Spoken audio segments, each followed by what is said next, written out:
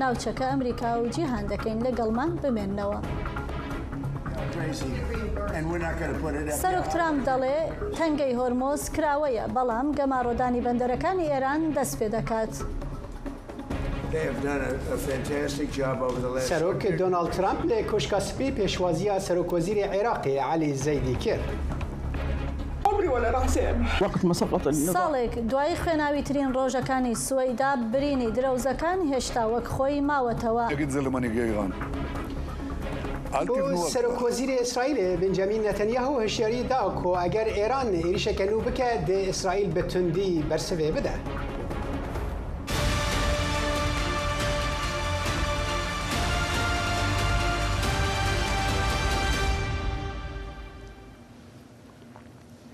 وەکیو هەرجار ئەم بە پێشکەترین داویین لە کۆشکە سپی دەست پێ بکەن گەلک مژارین گرنگ هەنە و بەری دوسێ دەمژمێرانجی سەرۆکوەزیری عێراقی عەلی زەیدی لە کۆشکە سپی هاتە پێشوازیکردن دۆناڵد ترامپ لەسەر ئێرانێژی ئاخەوی ji بۆ ئەگاهین بهتر ئەم دچن جەم پەیامنێرê dengê ئەمریکا لە کۆشکە سپی هیوا سەلام دەم باش هیوا ئیرۆ لە جەمتە چه هەیە؟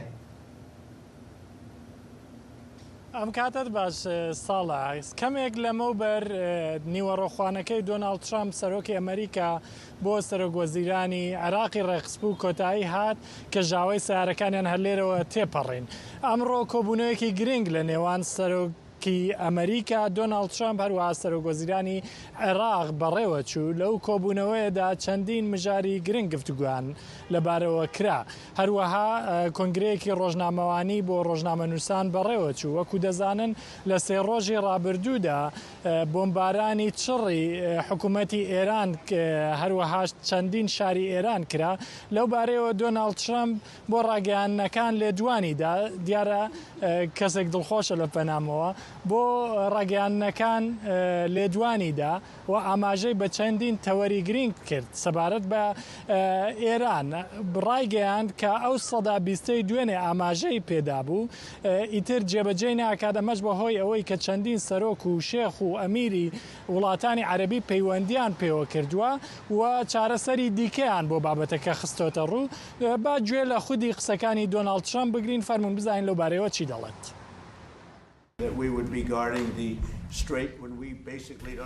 ئەمریکا گەروی هورمز دەپارێزێ هەر وەک دوێنێش وتم. ئێمە ئیشمان بەنەود نییە، بەڵام بۆ هاوپەیمانەکانمان گرنگە. هاوپەیمانەکانمان لە کەنداو. دوێنێ کە وتم باش دەسەپێنم خێرا ئەمیر و سەرۆکەکانیان تەلەفۆنیان کرد و وتیان پێشنیازی دیکەیان هەیە. پێشنیازەکەیانەوە بوو کە ملیارەها دۆلار وە بەرهێنان لە ئەمریکادا بکەن و کارگە دروست بکەن و هەلی کار بۆ ئەمریکیەکان دابین بکەن. منیش ئەوەم پێ باش بوو. بەڵێ قسەی زۆر دەربارەی پەیوەندی نێوان ئێران و ئەمریکا کرا. هەروەها دۆناڵد ترامپ جەختی کردەوە کە گەمارۆ دەخاتە سەر ئێران ناهێڵێت هیچ کەشتێک دەرباسی ئێران بێیان لە ئێرانەوە بەرەو جیهان بەڕێ بکەوێت چونکە ئاوەکو ئاماژەی پێکرد ئێرانەکان سوودیان لەو دەرفەتە وەرنەگرت کە دۆناڵد ترامپ لە ماوەی چەند مانگی ڕابردوودا پێیدان و سوودیان لە گفتوگۆکان وەرنەگرت. هەروەها بەبیری هێنایەوە کە گورز بەردەوام دۆناڵد ترامپ گورزی کوشندەی لە ئێرانیەکان داوە. لە خولی یەکەمی سەرۆکایەتی قاسم سولەیمانی و هاوکارە عێراقیەکەی ئەبوو مەهدی موهەندیسی کوشتووە. ئەمەش بەم جۆرە پاڵپشتێکی گەورەی بۆ عێراق دابین کردو بە کوشتنی ئەوانە چونکە وەکو سەرۆکی ئەمریکا ئاماژێ پێکرد ئێران بەردەوام هەموو دراوسەکانی خۆی ئیزعاج کردووە بە عێراقیشەوە. هەروەها ئاماژەی بۆ کرد کە پەیوەندیەکانی لەگەڵ سەرۆکوەزیرانی عێراق خۆشن چونکە سەرۆکوەزیرانی عێراق بە ئەمریکا معجیبە و دەیەوێت کار لەگەڵ ئەمریکا بکات. هەرچەندە پلانیان نەبوو کە نیوەڕۆخوانیان بۆ ڕێک بخەن بەڵام بەهۆی ئەوەی کە گفتوگۆکان زۆر بەباشی بەڕێوە چوونە بۆیە نیوەڕۆخوانێکیشیان بۆ ڕێک دەخات. هەروەها سەرۆکوەزیرانی عێراقیش ئاماژەی بۆ کرد کە هێزەکانی ئەمریکا لە خاکی عێراق دەکشێنەوە لە بەرامبەردا کۆمپانیا ئەمریکەکان دەچنە خاکی عێراق و بەرهێنان لە بواری نەوتدا دەکەن. پەیوەندی پیشەسازی و ئابووری ئەمریکا لەگەڵ عێراق زۆر پتەوتر و چڕوپڕتر دەبێت. باشە هیوا وەک دەزانی بابەتی ئێران هێشتا زۆر گەرم و گوڕە و هەواڵەکان و زانیاریەکان تا دێن شتی نوێ دێتە ئاراوە. دەمەوێت بزانم دوایین زانیاریەکان لەم بارەیە چین بە تایبەتی لەسەر شێوازی گەماڕۆکان و بردومانەکان. بەفرا و هەر کۆبوونەوەیەک لە کۆشکی سپی دەکرێت باسی ئێران باسێکی سەرەکیە. دۆناڵد ترامپ شەو ڕایگەیاند کە بۆردومانەکان بە چڕوپڕی بەردەوام بوون لە چەند ڕۆژی ڕابردوودا و بەردەوامیش دەبن. هەروەها گەمارۆژ دەخاتە سەر ئێران، گەمارۆی تەواو بە جۆرێک کە گۆک و کوردەواری دەڵێن هەر مێشولەیەک دەربازی نەبێت. بەم جۆرە دۆناڵد ترامپ ڕایگەیان کە ئەو وەکو سەرۆکی ئەمریکا پێی وایە گەمارۆکان لەگەڵ بۆردومانەکان بەیەکەوە باشتر کار دەکەن لە دژی ئێران وا لە ئێرانیەکان دەکەن کە تەسلیمی خواستە نێودەوڵەتەکان بن، هیچی دیکە ئاڵۆزی دروست نەکەن و ئاستەنگی بۆ بازرگانی نێودەوڵەتی دروست نەکەن. با گوێ لە قسەکانی دۆناڵد ترامپ لەو بارەیەوە بگرین سەبارەت بە بۆردومانەکان. زۆر بەتوندی بۆمباریانیان دەکەین و بەردەوام دەبین لە لێدانیان. هەموو تواناکانیان لەناو دەبین. گەڕووی هورمز کۆنتڕۆل دەکەین و دووبارە گەمارۆی دەریایی دەخینەوە سەر ئێران. گەمارۆیەکە تەنیا بۆ ئێران و هاوکاریەکانێتی و کەسی دیکە ناگرێتەوە. گەمارۆیەکی زۆر بەهێز. گەمارۆدانیان کاریگەری زۆرتر دەبێت لە بۆمبارانکردنیان. بەڕای من گەمارۆدان و بۆردومانکردنیان پێکەوە زۆر کاریگەر دەبن.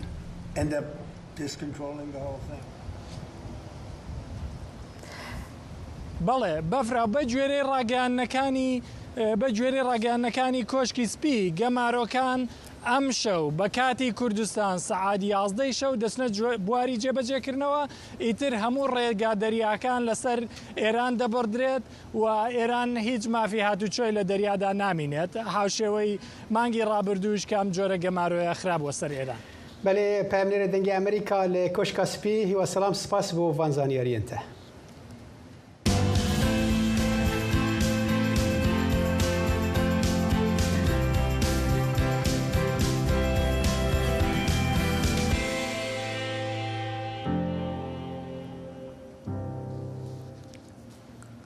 هەروەک باس کرا پێشاتەکانی ناوچەکە و تەنگەی هۆرمۆز ئێستا بوونەتە گرنگترین تەوەری سیاسەتی دەرەوە و ئەمنی ئەمریکا. شان بەشانی ئۆپراسیۆنە سەربازیەکان هەنگاوە دیپلۆماسیەکانی واشنگتۆنیش بە خێرایی بەردەوامن و وەزارەتی دەرەوەی ئەمریکاش لە نزیکەوە بە دوواداچوون بۆ پێشاتەکانی ناوچەکە دەکات لە پەیوەندی لەگەڵ هاوپەیمانەکانی. سۆران خاتری پایامنێری دەنگی ئەمریکا لە وەزارەتی دەرەوەی ئەمریکامان لەگەڵە. سۆران، دوایین پێشاتەکانی ناوچەکە و هەڵوێستی وەزارەتی دەرەوەی ئەمریکامان بۆ باس بکەم ڕۆ. بەفرا و هێرشەکانی ئەمریکا بۆ سەر بنکە سەربازیەکانی حکوومەتی ئێران بربەیانی ئەمڕۆ سێشەمیش هەر بەردەوام بوو. سوپای فەرماندەی ناوەندی سوپای ئەمریکا لە ڕۆژهەڵاتی ناوڕاست سنتکام دەڵێکە خولیکی دیکەی لە ئەم هێرشانە کۆتایی پێهێناوە. بربەیانی سێشەمە ئەم خۆلە چڕوپڕتر بوو نزیکەی 5 کاتژمێری خایان. سوپای ئەمریکا دەڵێ کە لە ئەم خولەی هێرشەکاندا بنکە سەربازیەکانی حکوومەتی ئێران لە بوشەهر، چابەهار، جاسک، کۆنارەک، ئەبوو موسا و بەندەر عەباس کردووەتە ئامانج بۆ ئەوەی کە توانای حکوومەتی ئێران بۆ هێرشکردنە سەر کەشتیەکان لە گەڕووی هۆرمۆز لاواز بکات. سیستمەکانی بەرگری کەنارئاوی و هەروەها ناوەندەکانی موشکی و درۆنی و تواناکانی دەریایی حکوومەتی ئێران ئامانجی سەرەکی ئەم هێرشانە بوون. سنتکام دەڵێ کە جەختی کردوتەوەرەوەی کە 50,000 هێزی ئەمریکا وشیار و ئامادە لە ڕۆژهەڵاتی ناوەڕاست جێگیر کراون. سنتکام هەروەها بربەیانی دووشەمە پێش دەستپێکردنی ئەم هێرشانە ڕاگەیاند کە ئەوە گەمارۆی دەریایی حکوومەتی ئێران دەست پێ دەکاتەوە لەوم بەوە دووە لە ڕۆژی سێشەمە و بەرەوە دووە پاش دەستپێکردنی ئەم گەمارەوە دیسان هیچ کەشتێک بۆی نییە بڕاتە بەندەرەکانی ئێران یاخود لە بەندەرەکانی ئێران بێتە دەرەوە. بەڵام سنتکام دەڵێ کە هێزەکانی ئەمریکا هێشتان پاڵپشتی کەشتیڕانی نێودەوڵەتی دەکەن لە تەنگەی هۆرمۆزوە. هەر کەشتی کە ناڕواتە بەندەرەکانی ئێران یاخود لە بەندەرەکانی ئێران نایتە دەرێ بۆی هەیە بە ئازادانەوە بە ئازادیەوە لە تەنگەی هۆرمۆز هاتوچوو بکە و کێشەی نابێ بەس ئەم گەمارۆ بەس بۆ ئەو کەشتیانەیە کە دەڕۆنە بەندەرەکانی ئێران لە یا لە بەندەرەکانی ئێران دێتە دەرەوە. هەر لەسەر ئەم بابەتە وەزارەتی وزەی ئەمریکایش ڕاگەیاندووە چ ببێ حکوومەتی ئێران بێ وەچە لەگەڵ حکوومەتی ئێران ئەوە هێزەکانی ئەمریکا ڕۆتی گواستنەوەی نەوت لە تەنگەی هۆرمۆز هەروەها دەپارێزن بۆ ئەوەی کە وزەی پێویست بۆ بازارەکانی جیهان دابین بکرێت بە وتەی وەزارەتی وزەی ئەمریکا بەس لە ڕۆژی یەکشەمە 8 ملیۆن و 500 هزار بەرمیل نەوت لە تەنگەی هۆرمۆز گواستراوەتەوە لە خولی یەکەمی گەماروەی دەریایی ئەمریکا بۆ سەر حکوومەتی ئێران دەزانین کە نزیکەی 2 مانگی خایان لە ئەم 2 مانگەدا نزیکەی 140 کەشتی هێزەکانی ئەمریکا نیان هەش بڕۆنەوە بەندەرەکانی ئێرانی ویا لە خۆت بەندەرەکانی ئێران بێنە دەرەوە هەر لەم ماوەیەدا 9 کەشتی ویستویان کە ئەم گەماروە بشکێنن و بە قسەی هێزەکانی ئەمریکایان نەکرد و بەڵام ئەوە سوپای ئەمریکا ئەم کەشتیانەی کردە ئامانج و لە کاریشی خستن خولی نوێ هێرشەکانی ئەمریکا بۆ سەر حکوومەتی ئێران و هەروەها دەورێکی دیکە لە گەماروەکان لە کاتێکدایە کە حکوومەتی ئێران لە چەند ڕۆژی ڕابردووە دەستی کردووە بە هێرشکردنە سەر کەشتیەکان لە تەنگەی هۆرمۆز و چەندین کەشتی لە تەنگەی هۆرمۆز کردووەتە ئامانج. باشە سۆران نەتەنێ ئێران عێریشا کەشتیان لە تەنگا هۆرمزێت کێ بەریا و عێریشا وڵاتین کەنداوێژی دیکە لەوێ دەربارەیدا چ جەمتایە؟ ڕاستە ساڵح جیا لە هێرشەکان بۆ سەر کەشتیەکان لە تەنگەی هۆرمۆز وڵاتانی ناوچەکەیش ئەوە چەند ڕۆژە بەردەوام دەبنە ئامانجی هێرشە موشکی و درۆنیەکانی حکوومەتی ئێران لە هەر لەسەر ئەم بابەتە ئەوە وزارەتی بەرگیری ئەمارات ڕایگەاندووە کە یەک لەو کەسانێک 2 کەشتی ئیمارات لە تەنگەی هۆرمۆز بەربەیانی سێشەمە کراونەتە ئامانج کە کەسێکی هێندی لەو ناوەدا بووە کوژراوە هەروە 8 کەسی دیکەش بریندارن کە بە گوێرەی ئەو راپۆرتانەیە بەڵاو بووێتەوە تەندروستی 4 کەس لەوانە ناجێگیرە وەزارەتی دەرەوەی ئەماراتیش هەر لەسەر ئەم بابەتە ڕاگەاندراوێکی بەڵاو کردوێتەوە دەڵێ ئەو کارانەی حکوومەتی ئێران دەیکاوە هێرش دەکاتە سەر کەشتیەکان و ئەوەی کە دەیهەوێت تەنگەی هۆرمۆز وەکو ئامرازێکی گوشاریا بۆ سەرانە وەرگرتنێکی ئابووری بەکاربهێنێت ئەوە چەتەی دەریاییەوە مەترسیەکە بۆ سەر سەقامگیری و ئاسایشی ناوچەکە و سەقامگیری ئەو ئاسایشی وزەی لە هەموو دنیاشدا. بە دوای ئەم کوژانی ئەم هاوڵاتیە هەندیە لە ناو یەکی لە کەشتیەکانی ئیماراتەوە هەندیش دەڵێ کە جێگیری باڵۆێزی حکوومەتی ئێرانی لە ئەو وڵاتە بانگەشت کردووە لە دەزانین کە لە سەرەتای دەستپێکردنی هێرشەکانەوە لە چەند مانگی ڕابردووە لە سەرەتای ئەم شەڕەوە لایەنیکەم 7 هاوڵاتی هەندی لە هێرشەکاندا بەتایبەت لە هێرشەکانی حکوومەتی ئێران بۆ سەر کەشتیەکان و هەروە بۆ سەر وڵاتانی کەندا و کوژراون.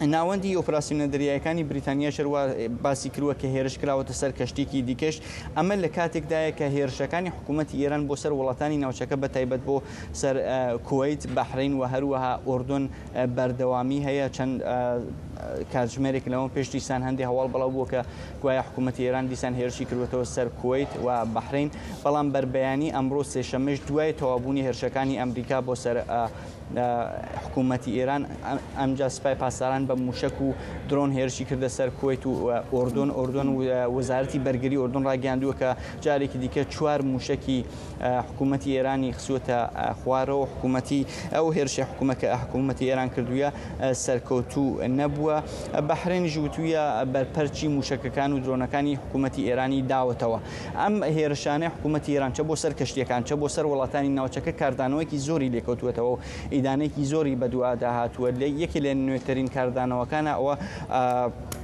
جۆزێف ئەون سەرۆکۆماری لوبنان کە لوبنانیش وڵاتەکەی خۆشی یەکێکە لە قوربانیانی ئەو سیاسەتی ناوچەی حکوومەتی ئێران و تەداخلەکانی حکوومەتی ئێران لە وڵاتی ناوچەدا دەڵێ کە ئامانج لەم هێرشانە ئەوەیە کە ئاسایش و سەخامگیری ناوچەکە تێک بدرێت. سۆران خاتوری پەیامنێری دەنگی ئەمریکا لە وەزارەتی دەرەوەی ئەمریکا سپاس بۆ ئامادەبوونت.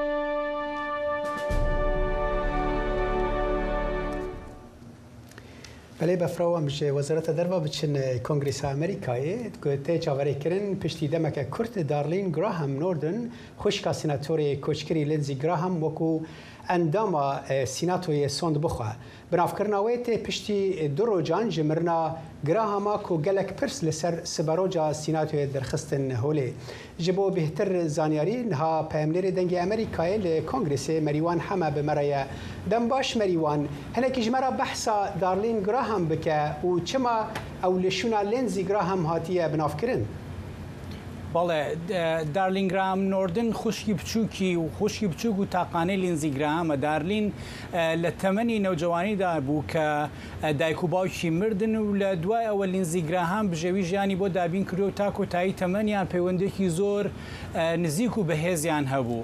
درنگانی دوێنێ شەو بە کاتی هەولێر پارێزگاری ویلایەتی ساوس کارۆلاینا بە پێی یاسای ئەو ویلایەتە دارلینی بۆ پڕکردنەوەی کورسەکەی لینزیگرام دەستنیشان کرد.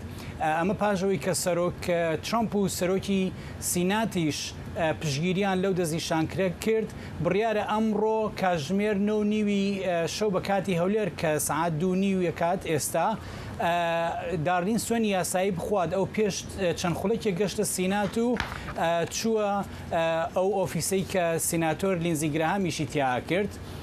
ئەم پۆستەکەی دارلین کاتیە و بڕیارە تا سەرەتای مانگی 1 ساڵی داهاتوو لەو پۆستەدا بمێنێتەوە. تا ئەو کاتە کەسێکی تر لەلایەن دانیشتوانی ویلایەتی ساوت کارۆلایناوە بۆ ئەنجومەنی سینات دەستنیشانەگرێت کە بڕیارە لە مانگی 11 هەڵبژاردن بکرێت. وەکوتم پێشتر سەرۆک ترامپ و سەرۆکی ئەنجومەنی سینات هەردووکیان پشتیوانی خۆیان بۆ دەستنیشانکردنی دارلین ڕاگەیاندە بوو. باشە مەریوان بیر و بۆچوونی دارلین چۆنە؟ مەبەستمەوەیە ئایا ڕوانینی لە ڕووی سیاسیەوە نزیکە لە لینزیگرامی برای؟ بەڵێ یەکەم شت پاش دەستنیشانکردنی دارلین ئەوتی هەر کاتێ پێویستی بە لینزیگرامە و بێت لینزیگرام لێەوە بووە بۆی و ئامادە بووە هەر یارمەتێکی بدات بۆیە هەروەها وتی باوەڕم وایە کە ئەمە خواستی لینزی بوو بێت و بەم شێوەیە من ڕێز لە براکە مەگرم. دەربارەی ئەزمموی ئەو هیچ ئەزمموونێکی کاری سیاسی بە تایبەتی لەسەر ئاستی فیدراالیدا نییە. لەبەرەوە هەتا ئێستا بارودۆخ یا ببوورەیان بۆچوونەکانی بە تەواوەتی نازانین. وەکوتم کارێکی کەسێکی هەڵبژێردناو نییە لە پۆستی حکومی بە تایبەتی لە سەراسی فیدراالدا ئیشی نەکردووە نەچۆتە ئەنجومەنی سینات لەوەش زیاتر وەکوتم بۆ ماوەی 6 مانگ دەست بەکارە بێت وەکو سیناتۆرێکی کاتی دەماشا دەکرێت و ئەرکی سەرەکی بریتە لە تەواوکردنی ماوەی کارکردنی لینزیگراهام. ڕاستە لینزیگراهام خۆی کاندید کردوبووە بۆ ئەوەی خولێکی تریش ئەو پۆستە وەرگێتەوە بەڵام بە پێی یاسا و لە حاڵەتی هەڵنەبژاردنەوەی هەتا سەرەتای مانگی ساڵی داهاتوو لەو پۆستەیدا دەمایەوە. بۆیە ئەرکی دارلین بە دەرەجەی 1 بە دەرەجەی یەکەمەوەی ئەو ماوەیە تەواو بکات و هەروەها دارلین پاش دەستنیشانکردنی بۆ ئەم پۆستە دوێنێ شەوەکو وتمان بەڵێنیدا کە پشتیوانی سەرۆک ترامپ کات ئەمە زۆر گرنگە بۆ پارتی کۆماری. ئەمانە هەمووی ئاماژەن بەوەی کە دارلین بەردەوامە بێت لەسەر ڕێچکە و ڕێبازی لینزیگراهام نەگەوەی کە گۆڕانکاری بکات. هەروەک دەزانین لینزیگراهام یەکێ بوو لە بەهێزترین دەنگەکانی سینات بە تایبەتی لە مەسلەی سیاسەتی دەرەوە داپۆکیکردن لە هاوپەیمانانی ئەمریکا و پشتیوانی لە کورد و هەروەها ئۆکرانیا. تا ئێستا هیچ ئاماژەیەکی ئاشکرا نییە کە دارلین بێوێت هیچ لەم مەسەلانە دوور بکەوێتەوە یان بیانگۆڕێت. باشە هەروەکتانی زمان مەریوان ji بۆ کوردان لینزیگراهام دۆستێکی بۆ دەمەکە درێژ و پارێزوانێکی ناسکری بوو. گەلۆ نیشان هەنە کو دارلین هەمان هەلوەستەی نیشان بدە؟ بەڵێ ئەمە یەکێک لە پرسیارە سەرەکیەکان ڕاستی و تا ئێستا هێشتا وەڵامی تەواومان لا نییە بەڵام هەنێ ئاماژەمان هەیە. لینزیگراهام کەسێکی زۆر ناسرااو بوو بۆ کورد و بەردەوام داکۆکی لە کورد دەکرد بە تایبەتی لە عێراق و لە سووریا. دارلین ئەزمموی کاری سیاسی نییە هێشتا بیر و بۆچوونی دەربارەی سیاسەتی دەرەوە نازانین یان قسەی لەبارەوە نەکردوون بەڵام بە شێوەیەکی گشتی ڕەنگە هەمان هەڵوێستی لینزیگراهامیە بێت لەبەرەوەی بەردەوام جەختی لەسەرەوە کردوێتەوە کە ئەو درێژە دەدات بە کاری براکەی و لەوانش کە لینزیگراهام بەیاخی پێدا پرسیینەتەوەی یا پرسی کورد بوو بۆیە چاوەڕوان دەکەین لە ڕۆژانیان هەفتەکانی داهاتوودا بیر و بۆچوونەکانی دارلین ببیستین. بە تایبەتی ململالیە لە ئێران لە ڕۆژەڵاتی ناوەڕاست و جەنگی ئۆکرانیا لە ئەوروپا یعنی ئەمانە ناچاریەکەن کە هەڵوێستی ڕوون و ئاشکرا هەبێت و ئەو کاتە بۆمان دەردەکەوێت کە چەند چالاک دەبێت و لە شەژمانی داهاتووە چی دەتوانێت بکات. مەریوان وەک دەزانی یەکێک لە داواکاریە سەرەکیەکانی گراهام بریتی بوو لە پرۆژە یاسایە کە سزای تونتر بەسەر رووسیا بسەپێنێ.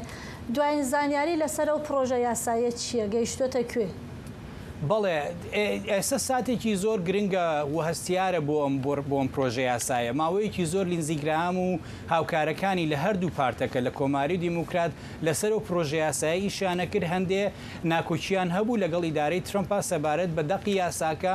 1-2 ڕۆژ پێش مردنی لیندزی گراهام کۆمەڵێک لە ئەندامانی سیناتی هەردوو پارتی دیموکرات و کۆماری ڕایان گەیان کە لەگەڵ ئیدارەی سەرۆک ترەمپ گەشتونەتە ڕێکەوتن لەسەر دەقێکی نوێی پرۆژە یاساکە.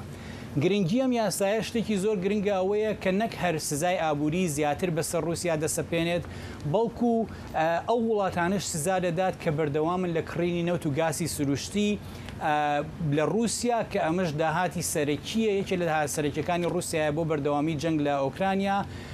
ئومێدەکەوەیە ئامانجەکەوەیە کە لەم ڕێوە رووسیا ناچار بکرێت جەنگی دژ بە ئۆکرانیا کۆتایی پێبێنێت. وەکوتم پرۆژە یاساکە پشتیوانێکی فراوانی هەیە و زیاتر لە 80 سیناتۆر لە هەردوو پارتەکە پشتیوانیان کردووە. بۆیە پێدەچێت لە چەند ڕۆژ و هەفتەی داهاتوودا ئەم پرۆژە یاسایە دەنگدانی لەسەر یا گفتوگوی لەسەر بکرێت و احتیمالێکی زۆر هەیە کە تێپەڕێنرێت. بله پامنەرێ دەنگی ئەمریکا لە کۆنگرسێ مەریوان هەمە سپاس بۆ وان ئاگاهیان تەژبەرانە. بڕیارە گەورەکان لە واشنگتۆن دەدرێن. لە کۆنگرێس ئێمە لێرە پرسیارەکان دەخینە بەردەم دەسەڵاتدارانی ئەمریکا. لێرە لە وەزارەتی دەرەوەی ئەمریکا زانست لەگەڵ زانیاری سەرنجڕاکێشەکان. نەرینێن جیاواز لە دۆر ڕوودان. خوێندەکانی ڕۆژوو ڕاو بۆ سوونەکانی ئێوە. بەشی کوردی دەنگی ئەمریکا ئامادە لە ناوەندی ڕووداوەکاندا. نوچەیەن واشنگتۆن بلەز و وەرگیلی دگهینن وە. دەنگی کوردان لە دڵی واشنگتۆنەوە. بله بینر هجا امجا امریکای دچن هرما روجلات ناوین سروک وزیر اسرائیل بنجامین نتانیاهو ایرو هشیاری دا کو اگر ایران ایریش کنو بکه د اسرائیل بتندی برسوه بده.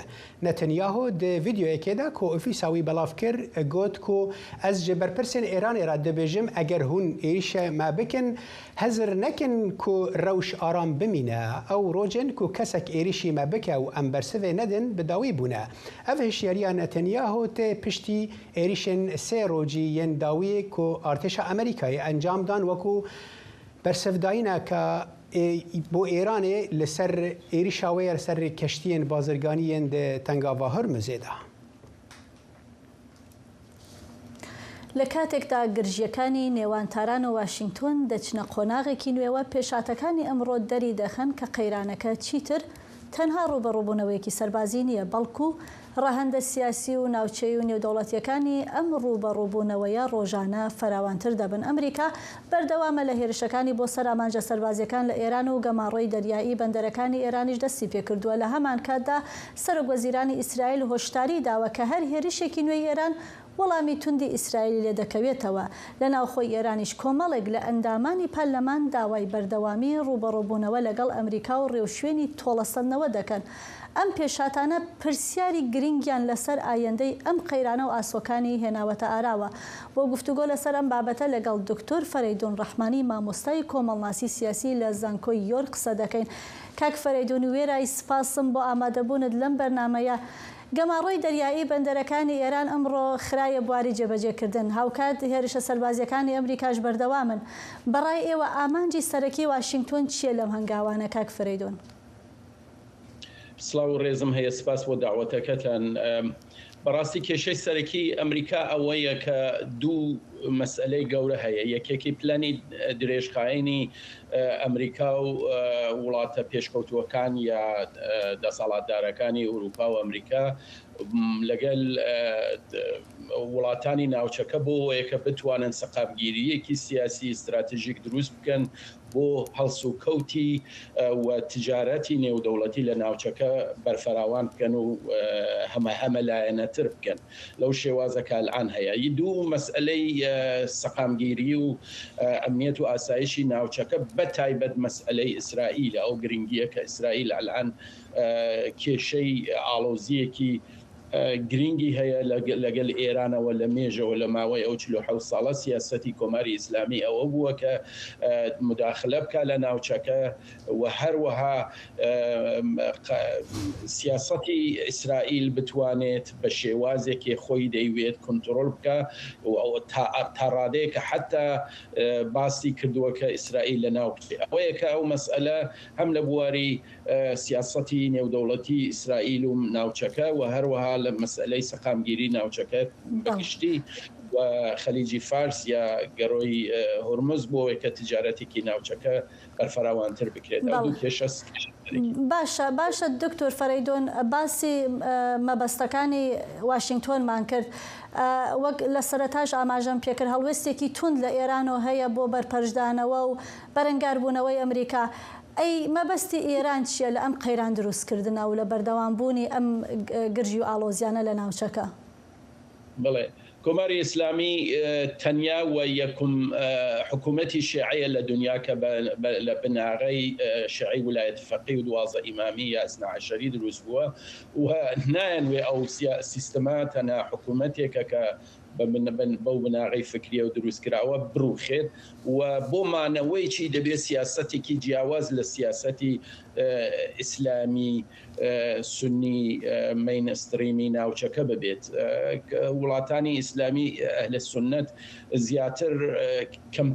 زیاتر لەگەڵ ئەمریکا و ئوروپا پەیوەندی باشیان هەیە و مداخلە لە ئەو فکری جیهادی ئیسلامیە ناکەن.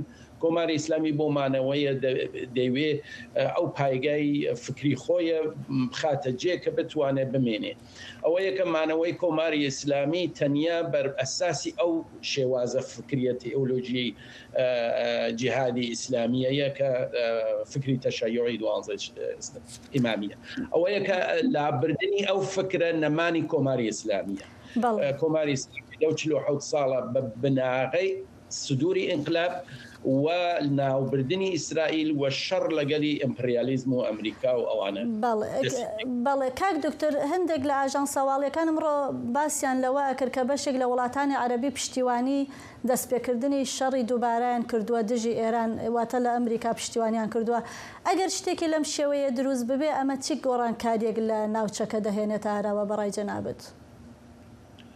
شەڕەکە بەرفەراوانتر دەبێت 100%. بەڵام ئایا کۆماری ئیسلامی توانی ئەوەیە هەیە کە بتوانێت وەکی دەوڵەتێکی سەقامگیر کە هێزێکی سەقامگیر و سیاسی و بەرفەراوانی هەیە نظامی بەرفەراوانی هەیە بتوانێت بربەرەکانی بکە بۆ ماوەیەکی درێژخایەن؟ من باوەڕ ناکەم بە دوو دلیل. یەک مەسئلەی مەحدودیەتی ماڵیە کە حتا ئەو شەڕە تەسیرێکی منفی لەسەر ئەگەر ناوچەکە ئەوەندە نەبێت بەڵام 100% لەگەل چینی چاکێشەیت بۆ دروست دەبێت چون مەسەلەی هاتوچووی ئەو وزە و نەوت و مەنابعی خامی تەبیعی بۆ چین زۆرینەی لەو ناوچە دەڕوات. ئەوەیە کە بەرفەراوانبوونی ئەو شەڕە بە قازانجی حتا چین کە پشتیوانی کۆماری ئیسلامیە نییە. کۆماری ئیسلامی پارەی بە تایبەت بەردەوامبوونی ئەو شەڕیە نییە. دوو ئەو شتەکە دەسەڵاتێکی یەکگرتوون نەماوە لە کۆماری ئیسلامی. ئەلان شەڕێکی بەدەستکردنی دەسەڵاتی سیاسی هەیە، یعنی ناکۆکیەکی 100% پنهان و لە پشتەوە هەیە. ئەوەیە کە کۆماری ئیسلامی من پێم وایە بە تایبەت کات دەبینین کە زۆرینەی خەڵکەکە تەداومی ئەو سیاست و ئەو بەردەوامی ئەو حکوومەتە بەو شێوازیانە نییە.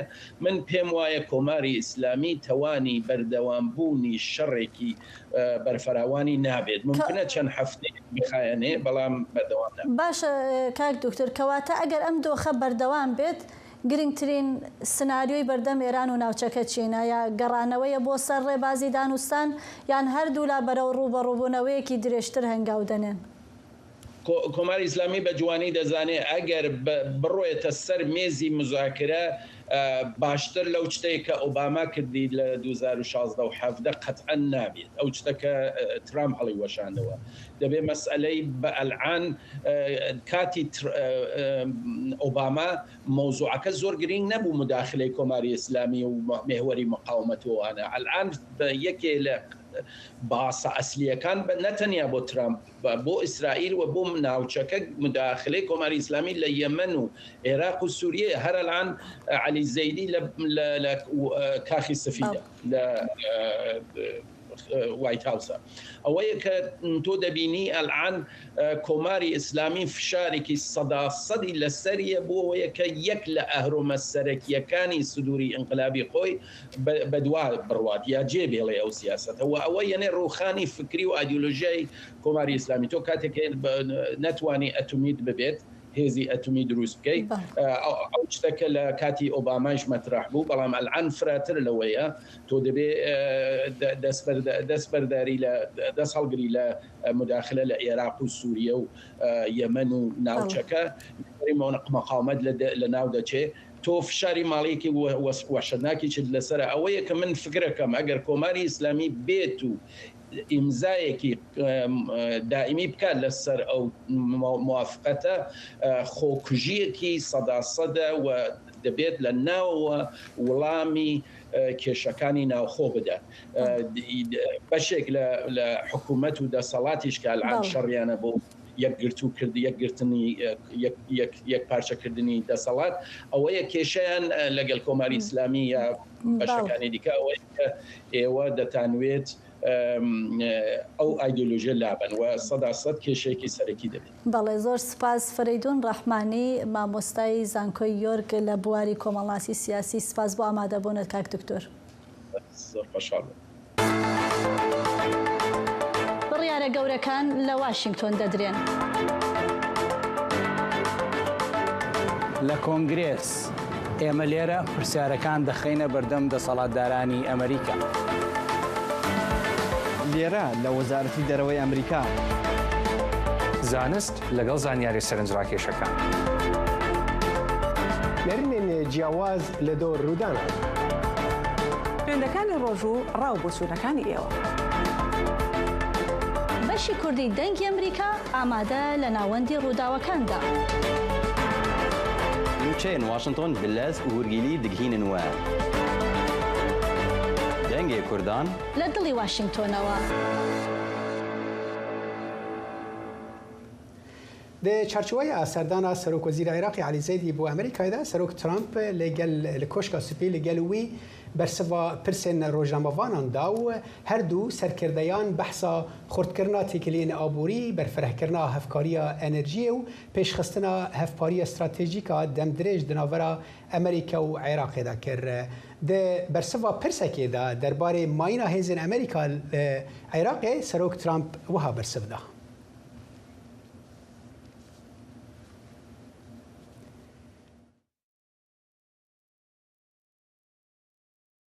They have done a fantastic job over the last very short period of time, but they have a great leader, the new Prime Minister. He's a great leader. I think he's going to be there for a long period of time, and it's great to have you at the White House. Thank you very much.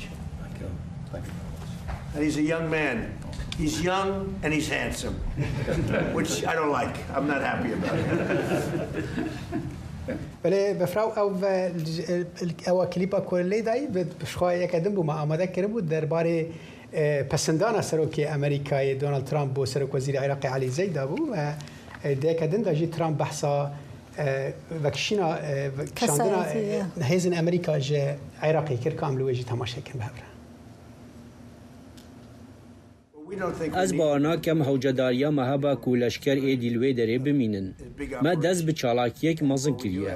گەلێک کۆمپانیایەن مەیەن مەزن دێ هەفکاریە عێراقی ڕاکەن و دێ ڕەوش باش بیت. تێکیلێن مە دێ باش بن و هەوجەداری مانە لەشکەران نابیت.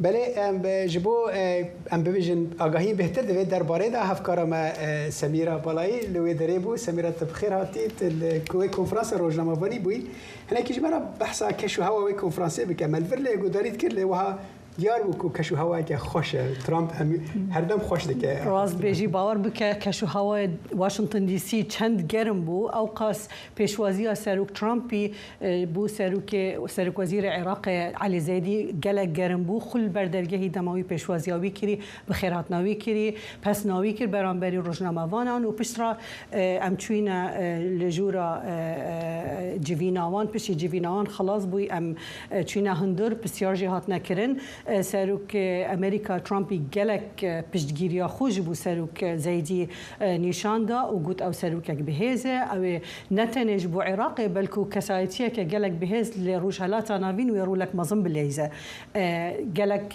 hûrgilî ser vê babetê nedane lê dîsan jî got ku ew wê peymanên gelek bi xurt gelek başên aborî bi Iraqê re dayne pirsek jî hate kirin got Amerîka wê parastina Iraqê bike got belê Amerîka wê bi lez û bez eger PTV be PTVya Iraqê bi parastina Amerîkayê hebe em ê wî biparêzîn em Iraqê biparêzîn Herêmê Kurdistan çi Semîra hiç basî Herêmê Kurdistan kira li konferansa باس هات kirin û serok wezîr Iraqê bersiva hinek pirs da behsa belê belê hinda pirs jî hatine kirin ka ew çawa wê bikarin ku peywendiyê navbera Bexda û Hewlêrê û Herêma Kurdistanê wê xurt bikin ji bo çareserkirina ew pirsgiriyekên di navbera wan da pirsên mûçê pirsên hinardina gazê û petrolê serok wezîrê Iraqê got ji bo wî Iraq yek giyane yek parçeye Kurdistan jî ew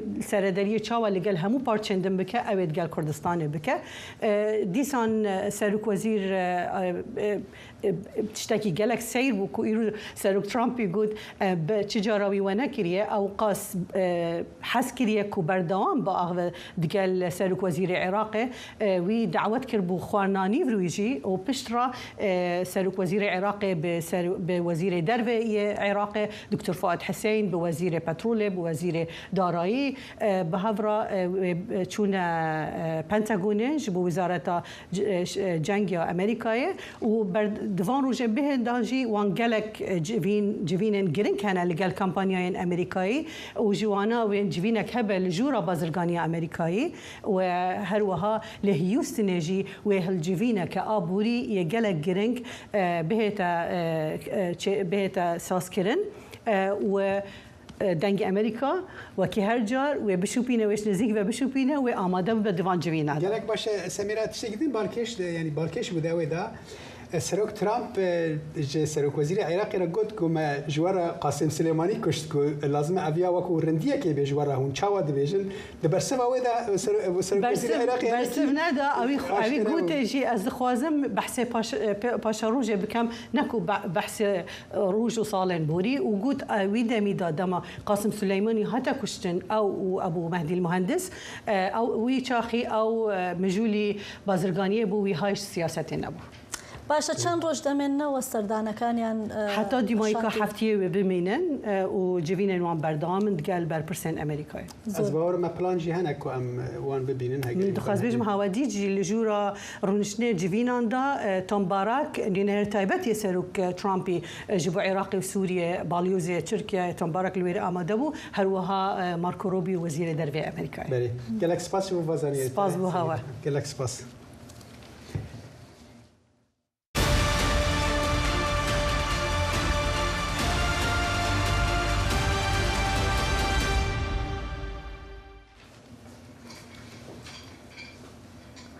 ئەمڕۆ چواردەی مانگی حوتە ساڵێک بەسەر دەستپێکردنی خولێکی نوێی توندوتیژیەکان لە پارێزگای سوێدای سووریا تێدەپەڕێ کە یەکێکە لە خوێناویترین ڕووداوەکانی ساڵی ڕابردووی ئەو وڵاتە. بەپێی ئامارەکانی نەتەوە یەکگرتوەکان زیاتر لە 1700 کەس لەو توندوتیژانە گیانیان لەدەستداوە کە زۆربەیان لە کۆمەڵگای درەوزەکان بوون و نزیکەی 200,000 ئاوارەش بوون. دوای ساڵێک لەو کارەساتە سوێدا هێشتا لەگەڵ دەرەنجامە مرۆیی ئەمنیەکانی ئەو ململانەیە ڕوبەڕوویە. ئێڤان حەسیب راپۆرتێکی لەم بارەیەوە بۆ ئامادەکردوین. ساڵک دەرباس بوو و نەزیرا هێژ بۆ کوڕێ خۆدیگری و شیناوی بەردەوام دکە گۆ یەک ji قوربانiyên komkujiya Swêdayê bû. لگوری راپورک نتون یک بوی تندوتوجیا لسویدای دی تیرمها 2025 ده بو سدما کشتنا زیدتری 1700 کسان گو 1342 جوان درزی بون و نزیکی 200,000 کس جمال خواه کوچبر بون. دایکا غمگین داخواز دکه گو کسن ایریشی سویدای کرن ورن جزا کرن. وقت ما سقط النظام گاوا رژیما اسد کت کره من یکم کس چوشامه دا کو آلیکاریا وان بکه از خمگینم کو او چو آلیکاریا وان بکه لی پاشه وان او کشت از بانگ لهر مروف آزاد لی اوروپا سوریه و هر دوره دکم کو جبو جزا کرنا وان کسین کو به هوانه ایریشی سویدای کرن آلیکاریا ما بکن گلو سوجه خلک سویدای و درزیان چی؟ دنوزده تیرمها 2025 ده هزک حکومت دمکیه سوریه خوندکار زانینگه انیس الحرفوش لگند دیر شعیر لگندوار السویدای گرتن دایکاوی مؤمنت بیجه گوشما فیوانه گوچارنوس و جهوی بزانبن. انیس طالب جامعه انیس خوندکار که زانینگه بو من اول سر اخلاقین باش مزن کریا و سه مهما بو کو خوندنا خود تمام بکن از دخوازم ببینم دنگیوی ببهیزم و جهوی بزانم ما في هر گرتیه که هیا کو با مالباتا خورته کلی بکن ام دخوازم بزانم قرین ما بچه تاوان و چه سوچ هاتنه گرتن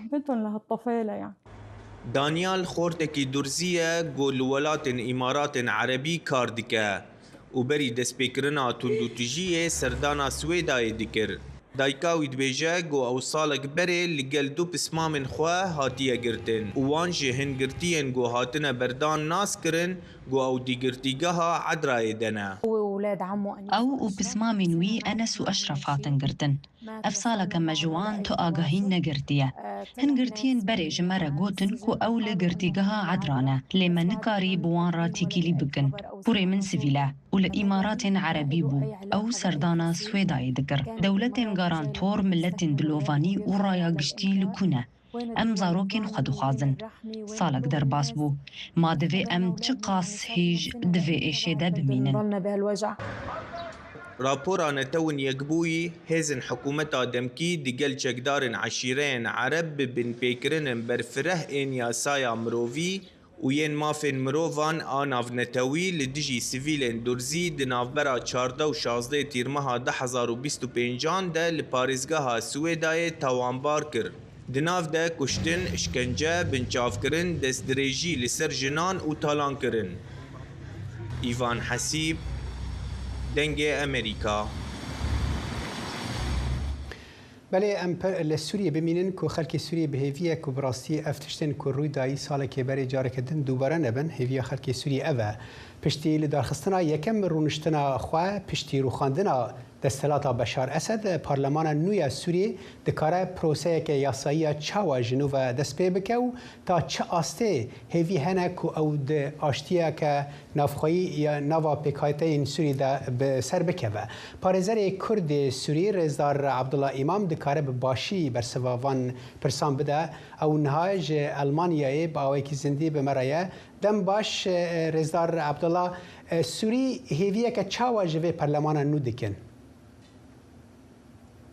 دم باش که صالح سبارت به پارلمانی یا نبلت به انجمن گل هل به تیوی گل کن لی پرس دکوده حتی کی جان آستای اف پارلمانتایا کانه وان هیویانا پیک بینه یعنی لگوری راگاندن دستوری آکو بری ساله که یعنی دستپیکا دستهلاتا نودا هات راگاندن یعنی امبیجن دستهلاتین و انجمن گل کی کیمن جیا بره کیمترن حتی او امکانیه کو کانه به کنترل دستهلات جیب کار بکه او جیج دستهاتیه گرتنه جبر و از باور دکم و یعنی گلک هیوی کدبال خلقه دبال حوالاتیان سوری دا هنه جوه پارلمانتویه و لپاش بمینن و نینا جیب کرن باشه کاک عبدالله یعنی یک جه تشتن کو گلک خلق يعني برانية خلقان پشتی شرن وهای نافخوایی دکن اوجی آشتیا نافخوایی و دادمندیا یعنی دادوریا و گوهزه رولا پارلمانی و دوان د پیک آنینا وان هر دو وان دا چه به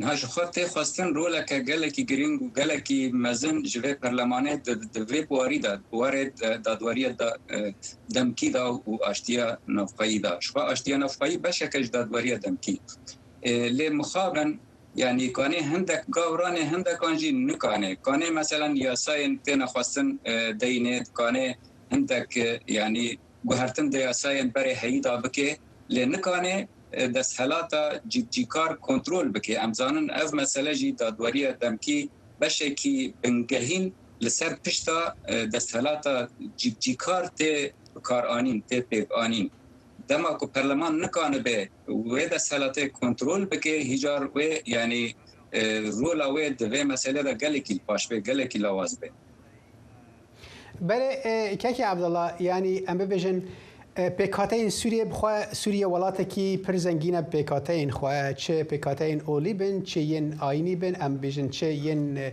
نتوی بن پرلمان چاو دکاره وان پیکاتیان راضی بکه یان جوان حس بکه براستی کو اف پرلمان نونراتیا وان دیکه نهاکو پیکاتین هندری سوریه کشین وان این سیاسی این اولی ورن چاره سر کرنج خو اول چاره یا باشتر جبو کو د پرلمان دا او د دسهلات دن داجی ورن نونرتیا وان برنګ کی عادلانه ور چی کرن نه حال حاضر دا نونرتی نه عادلانه یعنی نونرتیا کا سمبولیک نونرتیا کا وک پروازه یعنی بس تنه ته خواستن بیژن ولا درزی جی هنه و علوی جی هنه و کردی هنه و همی هنه بله همی هنه بس يعني ياك رجايا وان جمارا وان نلقوري رجايا وانا نسبتي ملتي سوري دو كسن كوان تمثيل دكان يعني ناو كسن كو جواكا وان او بيش لا داناج بوتنا اب نونارين منا يعني نونارين محافظة يعني باريزغاها سويدا ومثال ناو كسيكو محافظة سويدا بوتي اب نونارين ما شو بدا سلاته بجارتنا بناف كرنا بوتنا برا أبوري يعني أو نرتيا الراس باش حال كيكي عبد الله يعني أرجومنتا بالصلاة جد بيكو أو بيكو أف قناغ همي قناغ كفجوه زو رنج عندك كم يعني شاشي لفي دريب كماسي شيء ببن حتى كو برلمان كدائمي جبو سوريا تي وقت اف برسكريك شهر سبب رنج اف ارجومنتا وانا ستاتويا كردان تخوازم مش مرة بحث ستاتويا كردان بكن او تشاوا دكاره كردان ستاتويا ك باش لسر عرضه هبو او تشاوا دكاره د برلمان ك وهذا ور باراستن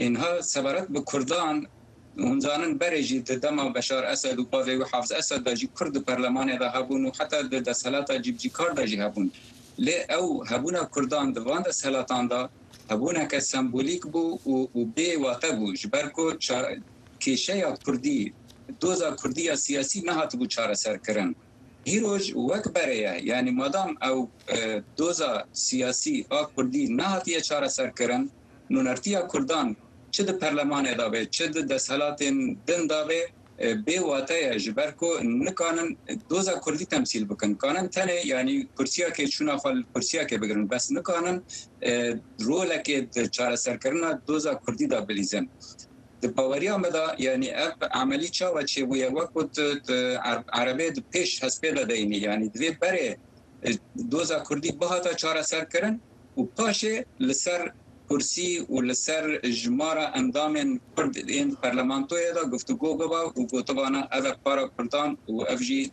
رولوان هر حال دمين پیش تا هیوی اون کو همو پرسکریک ورن چاره سر کردن دنا وان دا امبیشن روشا کردان جی گالکس پاس پاریزر عبدالله امام تجي المانيا مرابوي مالا تاوا ترجوا دانیشتوانی هەردوو شاری تەقتەق و کۆیە لە هەرێمی کوردستان دەڵێن لە چەند هەفتەی ڕابردوودا ئاوی خواردنەوەیان قوڕاوی و پیسە و بەوتەی ئەوان چالاکی چەند کارگەیەک لە کەناری ڕووبارێکی ئەو ناوچەیە هۆکاری سەرەکی ئەم پیسبوونەوەیە. هەروەها هەندێکیان دەڵێن دوای بەکارهێنانی ئەم ئاوە تووشی نەخۆشی بوون. دەسەڵاتداران وێ ڕای پشتڕاستکردنەوەی وەرگرتنی سکاڵاکانیان دەڵێن بابەتەکەیان ڕەوانەی دام و دەستگا باڵاکان کردو بە دوواداچوون بۆ چارەسەرکردنی ئەم کێشەیە دەکەن. ڕاپۆرتێکی دیارجەماڵ لەم بارەیە ببینن. بوونی ژمارە کارگەی چەولم لە سەرزەی بچووک ژینگەی ناوچەکەی شێواندووە.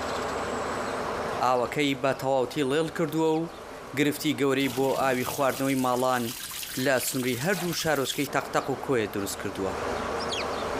هاوڵاتیان لێرە داد و بێدادیانە لەدەست خراپی کوالیتی ئاوەکەیان و داوای چارەسەری بەپەلە دەکەن. مام تاریق یەکێکە لە دانیشتوانی ناوچەکە. ئەو ناچارە زوزوو تانکی سەربانی ماڵەکەی لەو نیشت و قوڕەپاک بکاتەوە کە ئاوەکە جێ دەهێڵێت. ئاوەکەمانە هەمووی تووشی نەخۆشی بوو. ئەو دەڵێت ئێمە ئاوی قوڕاو دەخۆینەوە. ئەوە شوای کردو خۆمان و منداڵەکانمان تووشی نەخۆشیەکانی گورچلە و پێز ببین. داواکارە دەنگی ئەمریکا دەنگیان بگەێنێتە لایەنە پەیوەندیدارەکان. ئەو ئاوەکەیە کە دەیخۆی خەڵتاوە بە نسبەت خەرشی تەختەق قەزای تەختە هەموو تووشی و نەخۆشیە بووە، تووشی کلیە بووە، ئەو ڤایرۆزە یانی ئەو ئاوە تووشی ئەو ڤایرۆ نەخۆشیەمانی کردووە. داواکانم لە کەناڵی ئەمریکا دەنگەکەمان بگەێنێتە جێ. سەرچاوی ئەم پیسبوونە لێرە نییە. ئەو کارگانەی بوونەتە هۆکاری شێواندنی زێی بچووک دەکەونە سنووری کارگێڕی شارۆچکەی چەمچەماڵ و شارەدەی ئاغجەلەرەوە. ئەمە شوای کردووە چاودێریکردنیان قورستر بێت. چالاکانی کۆمەڵی مەدەنیش هاتوونەتە سەر هێڵ و بەردەوام نمونە لە ئاوەکە وەردەگرن و ئاراستەی تاقیگە و لایەنە پەیوەندیدارەکانی دەکەن. لێغبوونی ئاوی زەی بچووک کاریگەری نێگەتیفی بەسەر ژیان و تەندروستی هەموو خەڵکی ئەو ناوچانە هەیە کە کەوتونتە لێواری زەی بچووک کە لە ئەنجامی کارکردنی غەسالەکان و زیادبوونی زەی ئاوی زەی بچووکە کە قوڕاو هەڵدەگرێتە خۆیەوە کاریگەری خستۆتە سەر مەشروع ئاوەکانی تەختەق و کۆیەش کە ئەو ئاوە بە خاوێنی نەگا بەدەستی هاوڵاتیان کە بۆتە هۆی سەرهەڵدانی چەندین نەخۆشی وەکو بەردی گورچیلە و کۆمەڵی نەخۆشی تر کاریگەریەکەی ڕوونەکە لە نەخۆشخانەکان داتاکان بڵاو کراونەتەوە. بەرپەرچەدانەوەی فەرمی لە ئاستی کێشەکەدانە. بەڕێوەبەرایەتی پاراستنی تەندروستی کۆیە. گەرچی نمونیان لە ئاوەکە وەرگرتووە. بەڵام ئامادە نەبوون هیچ لێدوانێک لەو بارەیە بدەن و ڕێگریشیان کرد لە وێنەگرتنی سەردانە مەیدانیەکانیان. لە بەرامبەردا بەرپرسانی ئیدارەی تەقتەق نووسراوی فەرمیان ئاراستەی لایەنە باڵاکان کردووە بۆ ڕاگررتنی کارگەکان. بۆی ئەو شێلوبوونەوە چای بیرەکانمان لە 150 وەستاوە ئەوەش بووتە گرفت بۆ ئێمە ڕۆژانە چەند کاژمێرە پرۆژەکانمان تەوەسێت بۆی ئەو شێلوبوونە. بۆی نووسرامان بۆ بەرز قایمەتی قەزای تەقتەق کردوش لای خوانەوە نووسرایی بەرز کردێتەوە بۆ قەزای چەمچەمار و ناحیە ئاغجەلەر لەبەر ئەوەی کاریگەری چەولومەکان لە سنووری ئەو بەرن هەرچەندە ئێمە کلۆریش بەکاردێنن بەرەم لە ڕووی ڕەنگ و بۆنەوە ئاوەکەمان وەک پێویست نییە پیس نییە بەڵام شێلوو بۆ ئاوەکەمان. بە پێی دوایین ئامارەکان ژمارەی دانیشتوانی تەقتەق نزیکەی 45,000 کەسە. ئێستا بەشێکی زۆری ئەم دانیشتوانە لەبەر مەترسی نەخۆشی پەنایان بردوۆتە بەر کڕینی ئاوی تانکەر و ئاوی کارتۆن. ئەوەش بارگرانێکی دارایی گەورەی بۆ دروستکردون و چاوەڕوانی ئاوردانەوەی بەپەلەی حکوومەتن. دیار جەمال دەنگی ئەمریکا تەقتەق.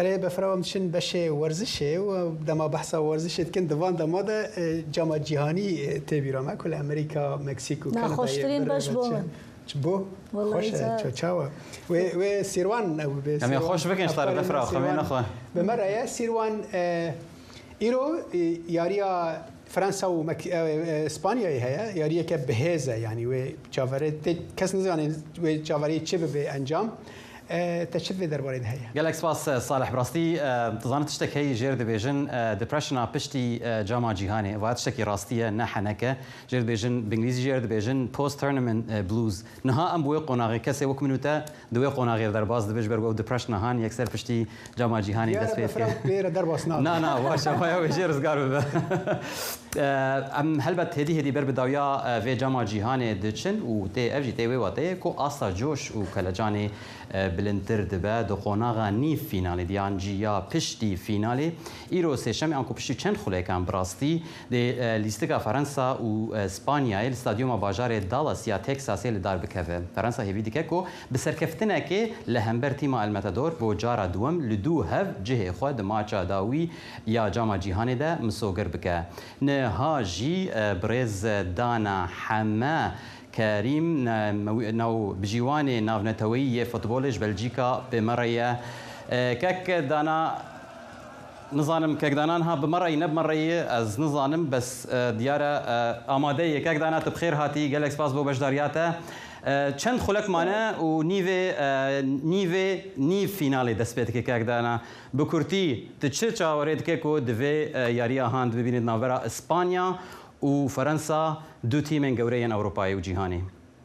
بله با دلنیای وکاک سیروان هر وکو ازانین ام دو تیپ ام چوار تیپی که گشتونه تا چوار گوشه زیرین فرانسا و اسپانیا و انگلترا و ارجنتین اتوانم بلیم همویان باشترین تیپکانی ام پالوانیتی بون هرچنه ارجنتین توزیک مشتومر لسری هی و هر وها یاریکانی قناغکانی توزیک آسانتر بو بلام تیپکانی تر بتایبەتی ئەوەی بەرەکەی ئەو بەریان کە حسابمان کرد ئەوسا زیاد لە چەند تیپێکی ئەوروپی گەشت بوونە قۆناغەکانی با بڵێن لە قۆناغی 32ەوە 11 تیپی ئەوروپی کە گەشت بوونە لایەک و ئێستا ئەم دوو تیپەی کە سەرکەوتون فەڕەنسا و ئیسپانیا زۆر شایستن کە تەنها بۆ بەبیرهێنانەوە بەم یاریەکەی بەلجیکاوە تیپی ئیسپانیا 36 یاریە لەسەر یەک نەدۆڕاوە چەند یاریەکی یەکسانبوونی هەبووە بەڵام تەنها لەم پاڵۆنیێتیشا یەک گۆڵی لێکراوە تیپی ئیسپانیا ناسراوە بەوەی وەکو لەبەرەوەی زۆربەی یاریزانەکانی یاریزانێنی یانەی بەرشلۆنەن تۆپ زۆر لای خۆیان ئەهێڵنەوە یانی ئەتوانین بڵین ئەگەر بێتەوە یادمان لە یاریەکەی بەلجیکا 68% کۆنتترۆلی تۆپیان هەبوو بەلجیکا تەنها 32% بەڵام ئەمە مانای وانە کە زۆر باشترن بەڵام تۆپ ئەهێڵنەوە و ئەم شۆ چاڕوانەکەین کە یاریەکی زۆر بەهێز ببینین ئەگەر بەنسبەت کەکدانا تکارە بێژە هەردوو تیم دە هەمان ئاستی دەنێک پشتی گۆ گەشتنە vê قۆناغا پێش کۆتایی بە دڵنیاییەوە بەڵام تۆزێک چانسی فەڕەنسا زیاترە ئەتوانم بەڵام 60 بەچلن یعنی بە بۆچوونی من 60% چانسی فەڕەنسا زیاترە بۆ برنەوە وەک لە ئیسپانیا بەپێی ئەوەی کە تیپەکەی فەڕەنسا زۆر دەمێکە بە یەکۆ یاریەکەن زۆربەی یاریزانەکانی پاڵانێتێکی پێشووە لەگەڵیانە ماوەتەوە و بەبوونی ئەمپاپێ و چەندین یاریزانی باش هەرچەنە لە ئیسپانیاش بە دڵنیا و یاریزانی زۆر باشمان هەر وکوتم ئەم دوو تیپە شایستە بوون بۆی کە بگەنە ئەم یاری پێشکۆتاییە لەم پاڵانێتی هەیە باشە کاکدانا نەها gelek pirsgirêk li ser mesela navbijwaniyê hatkirin tu çaverêt kir ku pirsgirêk divê qonağê bê herî kêm di van her sê çar yariyên mayî de pirsgirêkên navbijwaniyê de hebin نا لە ڕاستیدا ئەو مشتومڕی کە لەسەر ناوژیوانان هەیە لە هیچ پاڵانێتێکە کۆتایی نایە بەڵام ئێمە ئەگەری شەڵا لە فرسەتێکی کە توانیمان ئەو مشتومڕانە چییە هۆکارەکان ئەوەیە کە بە یەک معیار بە یەک پێوانەیە لە پاڵانێتێکیان ناڕات بۆ نمونە لیاریەکە ئەگەڕێنەوە بۆ ڤار بەڵام سێرەکە لیارەکەی بۆ نمونە یارەکەی ئەرجنتین و مەسەر گەڕانەوە بۆ ڤار لەبەروی فاولێک 25 چرکە پێشتر ڕوویابوو بەڵام لە یاریەکەی ئینگلتەرا و نەرویج دوایەوەی فاولێک لەسەر هاریکین کرا و دوای چرکە گۆڵەکە کران نەگەڕان ئەم تۆزە هەرچەنە ئەمڕۆ ئەو ناوژیوانی کامیاریە بەڕێوە دانا ببوورە مخابن کات لێ دەکێ داوی بوو گەلێک سپاس هەلبەت چەند خولەکمانێک و یاریە فەرەنسا و ئیسپانیاش دەست پێکە مێ بەهەورە تەماشە بن کاک دانا و مێڕۆژەکەتن بەحساوی بکن ساڵح و بەفراوەز بەدگەرم جەمووە gelek spas Sêrwan ji bo van zaniyariyên te û mîvanê te bîner hêjam li vir jî dikin dawiya vê bernamê heta careke din her şad û bextewir bin.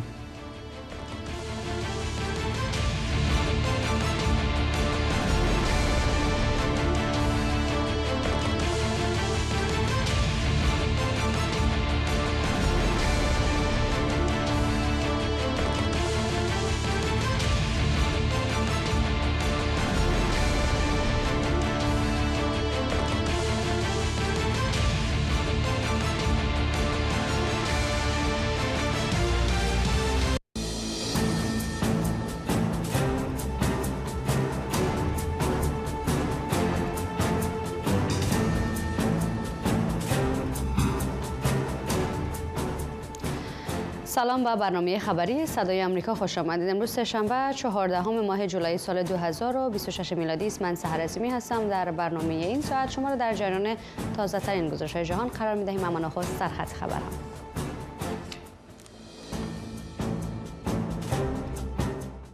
اردوی ایالات متحده آمریکا اعلام کرده است که محاصره تنگه هرمز را روز سه‌شنبه دوباره اعمال می‌کند.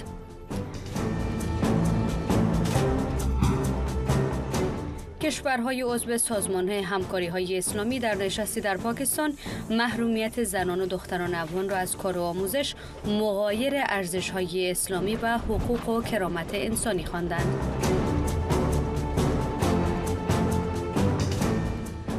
و رویارویی دو غول فوتبال اروپا برای صعود به دور نهایی جام جهانی. فرانسه و اسپانیا امشب بخت همدیگر را می‌آزمایند.